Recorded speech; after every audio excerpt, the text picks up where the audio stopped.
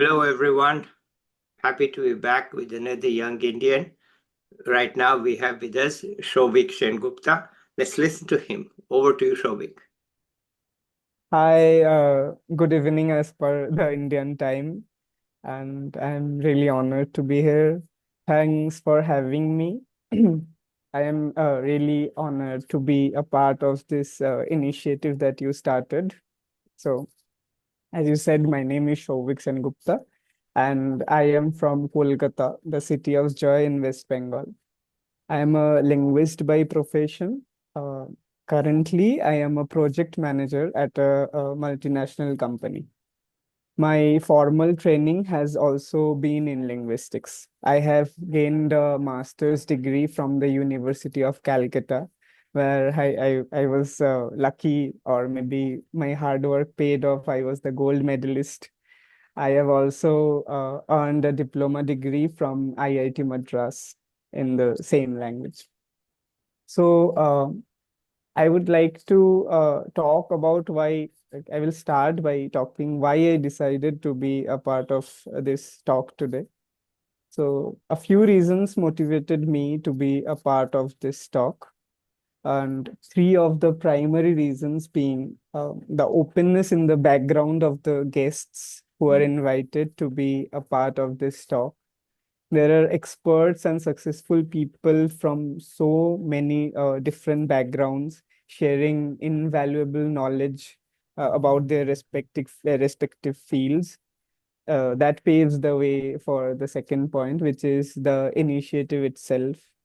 It is like an archive of content for the future generation to browse through if they need help with any subject.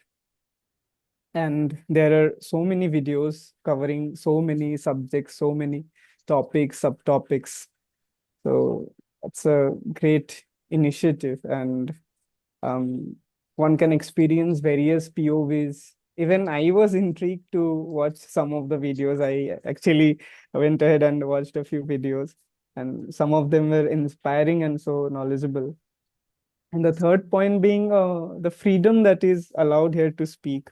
I'm really happy to share my ideas in a way that I want to, how I want to mold them, or the direction I want to take my speech.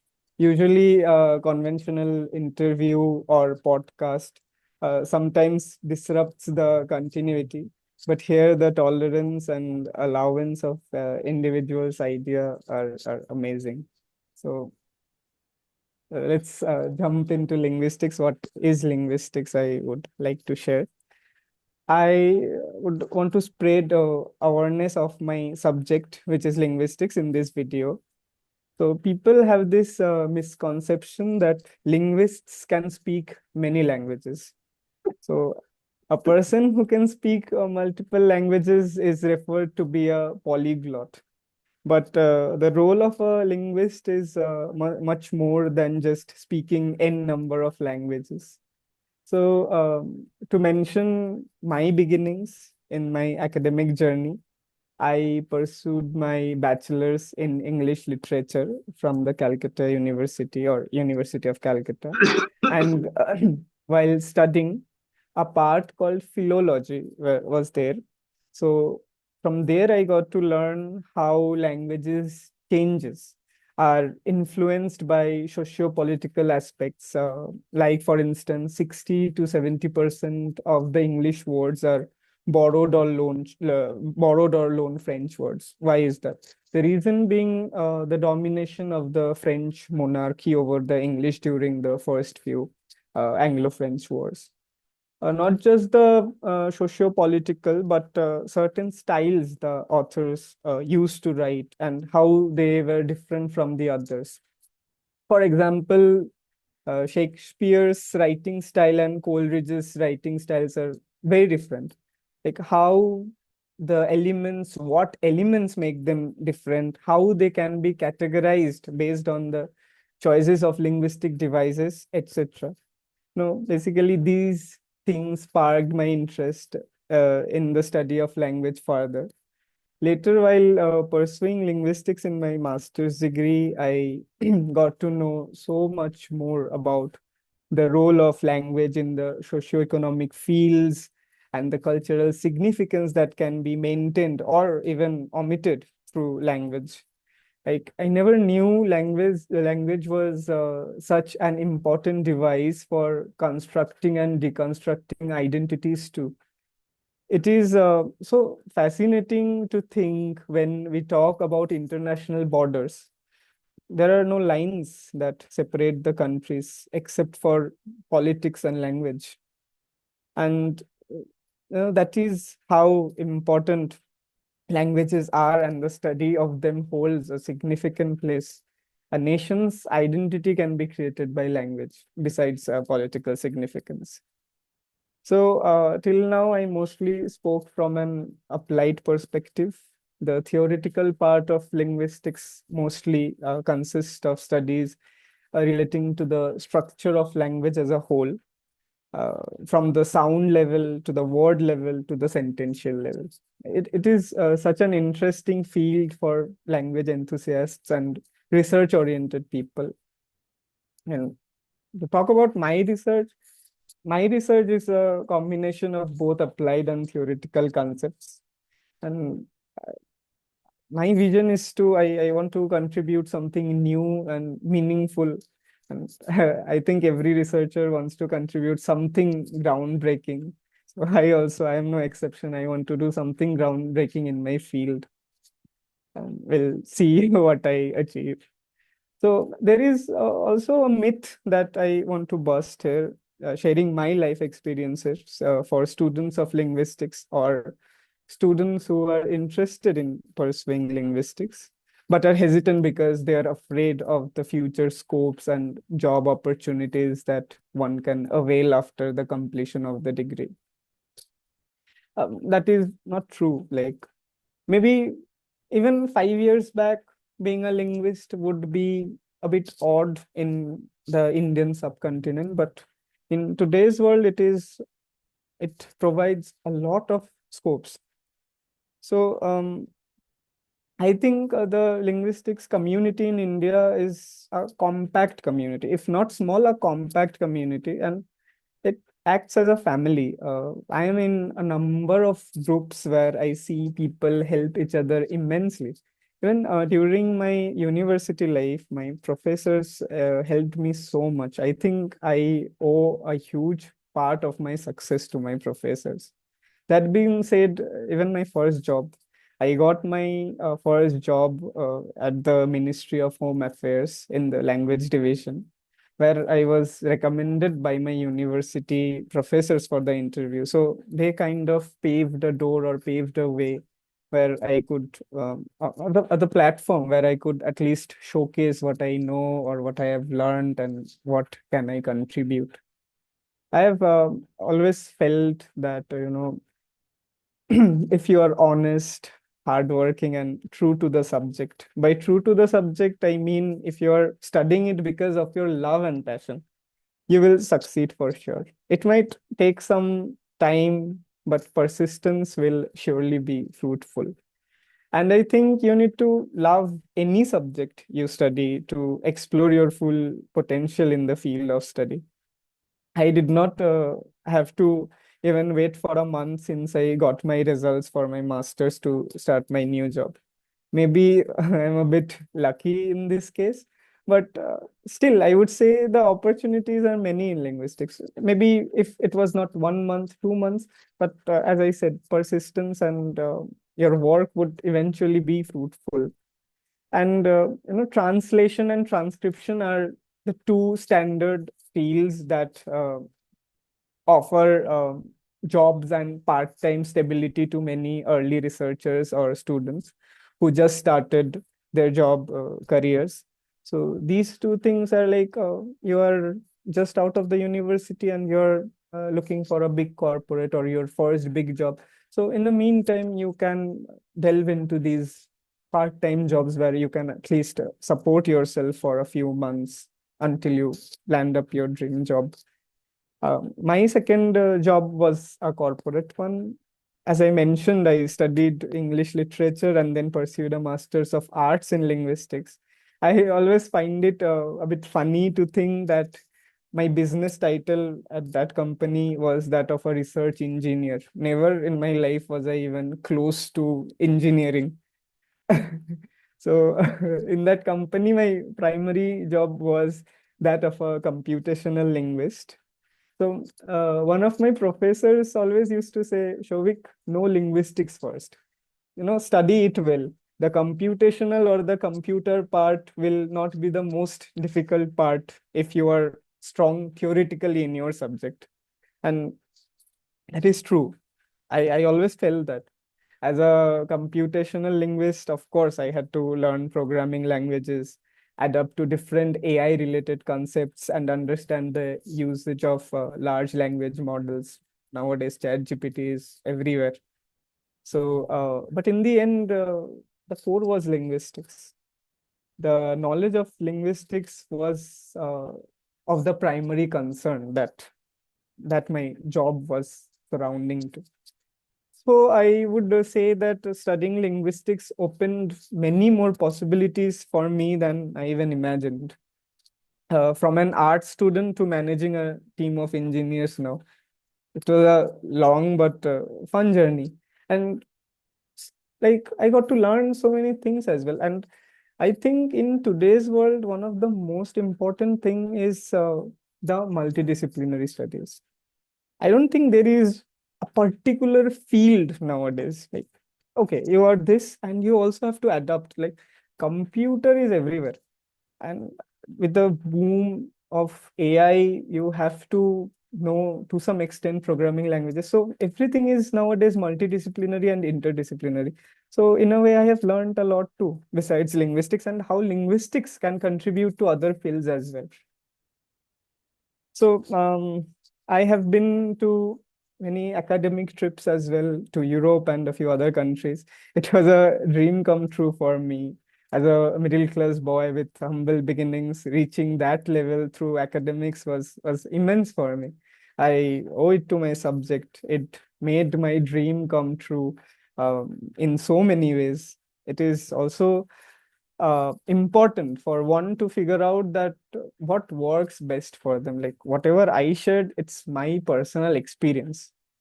And I can only say that, yes, there are scopes, there are jobs, but still, I think what worked for me might not work for someone else.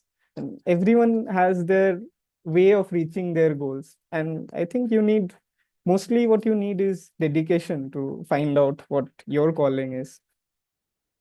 I shared this journey of mine so that the upcoming generation can understand that whatever subject they are studying, if studied well, there will always be a scope. For upcoming linguists, particularly, the market is booming right now with the rise of AI, chatbots, and the demand for linguists, or what they call it nowadays, language experts, have been raising the roof. This is a good time, I would say, to be a linguist. Even in this scarce job market, I would say being a computational linguist can fetch you more chances of landing you a well-paid job. So for future linguists, as important as the computational part is, equally the core theoretical and applied part of linguistics is as important. Also, it is very important to be connected with your professors and take their bits of advice as seriously as possible, because you can never cheat your classes. The thing that you do is you cheat yourself, right? You have to be sincere. That is the first step. So two of the basic things, like the foundation of your career, should be the love of what you are doing. Whatever you are doing, you should love it. If you cannot love it, you cannot be successful. And number two is you have to be sincere about it. You have to give your 100% to it. So it is very important to attend classes. Not all concepts and not all knowledge can be learned through the web or books. Some things are to be learned in the classrooms, in the presence of your peers and the professors. So for that, attending classes with regularity is a key to success. I think after the lockdown, this attending to classes has been lazy thing for the Gen Z people. They think, okay, fine, I haven't attended the classes, but okay, my professor has recorded the lecture. We will see the recording. But I would say attending classes physically, it adds, I mean, for me, it added a lot. Along with that, I think believing in yourself is very important. I mean, it was very important for me. For me, one should believe in oneself more than anyone who believes in them. Because my idea is that if you do not believe in yourself, how can someone else believe in you? So even in your deepest and darkest of hours, even when you fail, you have to believe in yourself. I mean, whatever I have achieved, I haven't achieved much, and I aspire to achieve a lot. But it was not like I achieved in one day, or it was just success, success, success. Again, success is not linear in life. One can experience failure after a series of many successes. So true success is when you can overcome failures repetitively throughout your life.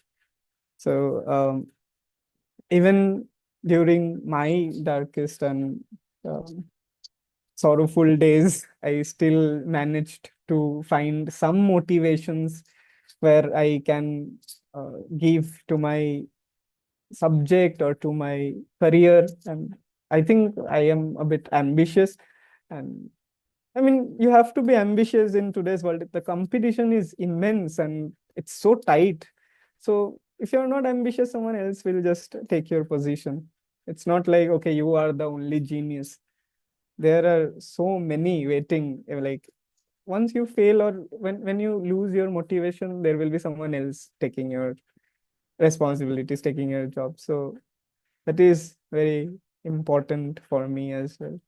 So this was about my uh, experience, about my subject. I wanted mostly I'm really thankful to this platform because I really wanted to spread this awareness about my subject. Okay, So Souvik, thank you so much. Let's talk a bit about the personal side. You said you had humble beginnings, but tell us about your school days and how you chose English literature because everybody, 99% of the people I talk to, they are all PCM in 11th and 12th. So were you PCM and then shifted to English no, literature? no, no, no, no. What was the humble beginnings at home? How did your parents, family react to your saying, I'm going to study Shakespeare? Tell us about it. Yeah. So to begin with, I was a professional footballer. I was always a sports person. Okay. So I would say my family never pressurized me into academics much, but I was never a bad student either. Also, besides sports, I used to play piano. I still play piano. I have been playing it for 16, 17 years now. So if I would say two of my primary things were sports and music. And academics was okay, it's just going. And when I was in class 10, I thought that I shouldn't delve into science because, again, as I said, no, you have to be dedicated. And I don't know why, but I hated chemistry for some reason. I was good in physics. Mathematics was all right, but I had this fear of studying chemistry. So I thought I would, choose a safe option so that I could pursue my career in sports better. I even captained my state and under 15 level. I represented my country in one match even. But unfortunately, I tore my cartilage in my left leg. Okay. And that was a downfall that I had. I had to operate my left leg. Yeah. It wasn't a stop, but I always felt I could never reach the level I used to play, or coming from the national team, and then I couldn't even I would say I couldn't even reach the top level ever again after my Yeah. injury. Yeah. So uh, after I studied arts, I thought, what should I do? What interests me? So when I actually took up English literature, I thought, okay, my English is good. I can write well. I am good with essays. Let me pursue English literature. It wasn't like I did not know the scope of English literature then, but I would like to mention someone, a professor of mine, my mentor, Debashish Rai Chaudhary. He was, his teaching style was so exquisite that I fell in love with the subject. I was like, wow. I mean, in during school days, our teacher was like, okay, this is a gray curtain. Shakespeare wrote, this is a gray curtain. It is for sadness, and we are like, why is a curtain symbolizing sadness? How is that possible?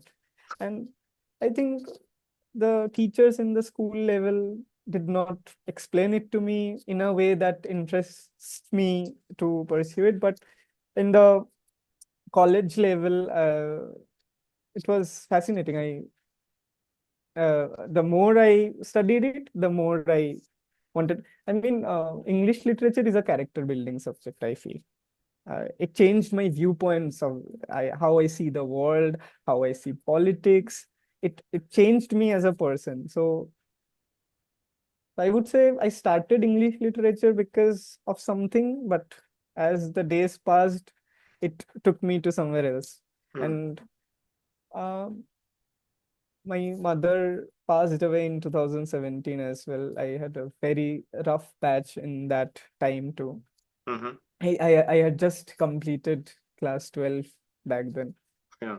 So I was struggling a bit. So I I'm would really say sorry to hear that, to lose your mother at such a young age. It's really, the shock is too much. the shock is too much. Yeah. I mean, I used to be so angry at that time. I always used to say to people that, I am just 18. I will be 18. I Yeah. mean, if I was 3, 4, I would not know. If I Yeah. was 23, 24, I would be settled. Like, this Yeah. is the most pivotal time of my life. And Yeah. I was such a mama's boy. She Yeah. was my source of strength. Losing her was really hard on me, but again, life goes on and nothing stopped, and I had to move on with it. So I am happy that I could find my calling, because there was a Mm. chance that I could get lost in that. Mm. And by the third year, the last year of college, I was thinking that maybe it's high time for me. It's better to stop concentrating on sports, because I'm not reaching that level. Yeah. The success that I want, I wish for, I Mm. am not getting through sports. So I started focusing fully on academics. Mm. Mm. And I'm happy that I pursued linguistics. I developed a love for the subject. Mm. I performed well. So that is mostly about my personal life. I live with my father. It's just the father-son duo now. Oh, okay. Well, okay, And let me turn to the professional side. Uh, Let me give you a statement and have you comment on it. Okay. yeah, And as the English literature is mostly an arts topic and not technical, there are technical sides to it. But linguistics is basically a technical topic and hardly belongs in a Master of Arts. So that's my statement. What's your comment? you're absolutely right. So I would say 100% of English literature is not technical at all. Except when they compare writing styles. Yeah, maybe, but still it's a qualitative study. Okay. Nothing quantitative would be achieved in that. But I would say maybe 10 or 20% of linguistics is not technical. Yes. So I'm happy that I got to know that first. Yeah. And I was like, okay, this is how it is happening. I need to know more about this subject. Yeah. And when I began, I think I switched. My career was in a way switched from English Yeah. literature to linguistics, and then from linguistics even I shifted more to the computational side when I Yes. started doing my jobs. Yes. So yeah, linguistics is more a science oriented subject. I mean, I suggest students, like younger students, like if you want to pursue linguistics, take PCM Mm. in 11 12. It will actually be beneficial. I Mm. mean, I learned it the hard way. Yeah. I faced to share, I faced immense challenges in the formal semantics part. It is so mathematical and it's Yeah. completely quantitative. Yeah. So I had to, go back and learn, give more time, study harder. That I had to cover up the lost time that I did Yeah. not Yeah. study technical side of the subjects. Yeah. Okay. All right. Let me say two things. Okay. One, I agree with you to an extent that the language defines a country.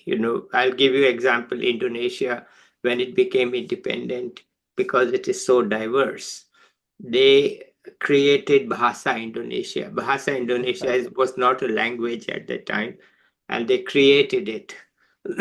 And of course, it was the traders, the visitors, the import-export trade that had some common language. And so Bahasa Indonesia was basically created. And it's a very simple language where it doesn't even have a plural. Mhm. You have to say, instead of saying boys, you have to say boy, boy. So, there's no plurals. It's very simple that way. But that's how they created a Their sense of identity. unity Yeah. in that. And then, of course, language was the key reason why East Pakistan split off. True. Key reason. And True. why, even in what today we call Pakistan, but used to be West Pakistan, they struggled to find a common language, and they decided to use Urdu, which nobody in West Pakistan actually spoke. Mm. True. So True. there's a real issue as to but what has happened today is that English has become the second language everywhere. It's not the first language, but even in EU now, English is the working language because Mm. how else will the people from different countries talk to each other in a meeting, right? Will it Mm. be in German or French or Italian or Belgian or what? So basically, there's no solution. It's the same solution that we face in India, same problem. So what ends up is that they use English. True. Because if the Dutch don't want to Mm. speak German, the Germans don't want to speak Dutch. Nobody wants Yeah. to speak True. French. True. And, it's like that. So what do? We face the same issue that, look, if you have to find a common second language. Mm-hmm. First language, no, but second language, yes. And how long that second language remains a second language remains to be seen. Okay, all right. It is That's a just very good question that you posed. Like, I don't think any linguist can give a definite answer because English, the rise of English has been immense and it has been the global language, and it is kind of subsuming other languages. Yeah, yeah, it's so true. It's so true. Like okay. it's the same case in of like how Hindi is subsuming other languages in India. Yes, it is. Yes. Okay, well, let me ask you a question that Sure. I don't know the answer to, and maybe it's not for a linguist to answer. But I've always wondered why in Indian languages the verb comes at the end, and in English and such languages the verb is in the middle. We Mm-hmm. always we in English it is always subject, verb, and object, but we have verb at the end. Okay, Mm-hmm. does it make a difference? What's going on? Why is it different? So, mostly it's because of the language families, different language families. But So, why did it start different? I know it's because of language family, but mhm. is there any technical analysis of this, which is better, which is not better? Why is this such a stark difference? Mm, I don't think it would be because, okay, you are asking why there are different language families and not like a unified language family No, I which mean, follows the same okay, you pattern. can have a different language, you can have different words, but here is a core concept Ah, that you have to speak like subject, verb, object in English, right? But in yeah. Hindi, Bengali, all the North Hmm. Indian languages, at least, the verb is at the end, not in the middle, right? Mm. Right? Huh. I am a boy. मैं लड़का हूँ. Now, am is in the middle. It's a verb, and then who Yeah. I is am, all right? It's at the end in Mm. Hindi, and I'm Mm. sure in all True, in true, true, North. So why true. is this? Is there any reason for this, or is there anything with this is better formulation? Should we have the verb at the end, or should we have the verb in the middle? Does it make any difference at all? Um, Hmm. it might be the case. I will not definitely claim this, but it might be the case that um all the Indo-Aryan languages, Yes. like Hindi, like for Bengali, actually, it's a free moving subject. We can also use verb as in English sentences. It wouldn't be a very unnatural way of speaking, but in Hindi, I think it's because of more complex um, rules and structures of moods, and then I think there are no moods in English. So Hindi came. Um, Hindi is a uh, what to say, successor of Sanskrit. So Sanskrit had moods, cases, case markers, moods. Then we had three genders, like feminine, masculine, neuter. So I think maybe to ease up the complexities, the verbs are said in at the end, but it might not be the case, but that comes to my mind first, because in English there are not like the structures. Of course, there is the gerund and the other complex things, but I think the richness of verb stems, complexities, the Indo-Aryan languages are a bit more complex on the complex side. Yeah, I agree. I mean, I'm no linguist, but I agree with you on that, right? Okay, the complexity is there in English. Anyway, this is too technical an issue, but I've always wondered whether there's any reason to put the verb at the end. Why not Mhm. put the verb at the beginning? But everybody puts the subject first. This is, I think, pretty universal, right? Pretty universal, yeah. Pretty Pretty universal. universal, Nobody yeah. puts the subject later on. Okay. Yeah. Okay. Anything else you want to tell us? No, that is all for me. Okay, It so was what's a your hope for yourself in the future? How do you see yourself? I I am working really hard for a PhD position in the US. Okay, I am in the middle of my application process to say. okay, I hope I get through the selection process, and yeah. I see myself as a researcher. I would probably complete my PhD and then get my postdoctoral, and I would not go back to corporate anymore. I would probably teach my students at a university, and my primary focus is to do research. And I think, I mean, I also have to give back to the community by teaching, I think. Okay. So So that company that gave you the title research engineer actually spotted it before you did, that you were in research.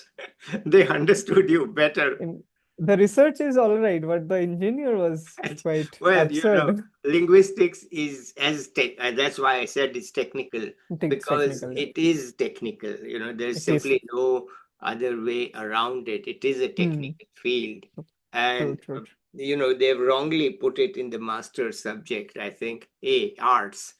Linguistics is not arts. Linguistic Subject. is technical. I don't know It any is much technical. about it, but what I know is that it's very No, technical. no, you are right. Even if it's not computational, the phonology part or the morphology part, it's the science of language. It's language Yeah, it's a science. science, right? Yeah, Yeah. true. I agree with It should be. Anyway, that's a debate for others to do. that. Uh, Yeah. uh, Good. So we know what you are going to do. I'm sure you will achieve it. Uh, Thank you so you much. work very hard and you are smart, obviously. You can find your way around. I always give the last word to the speaker. So any last thoughts? I would say thanks for inviting me to this Okay. talk again. I'm really happy that I got this forum to express my thoughts and extend my suggestions and viewpoints to the upcoming generation. Okay. I hope this helps the cause. And with your questions, I think what I thought of speaking, it actually broadened, and I really enjoyed our conversation. Thank you so Okay. much. All right. Thank you, Souvik. Let's end it here today. I'll be back with another young person or an expert soon. Till then, bye, everybody. Don't go away. I want to talk to you.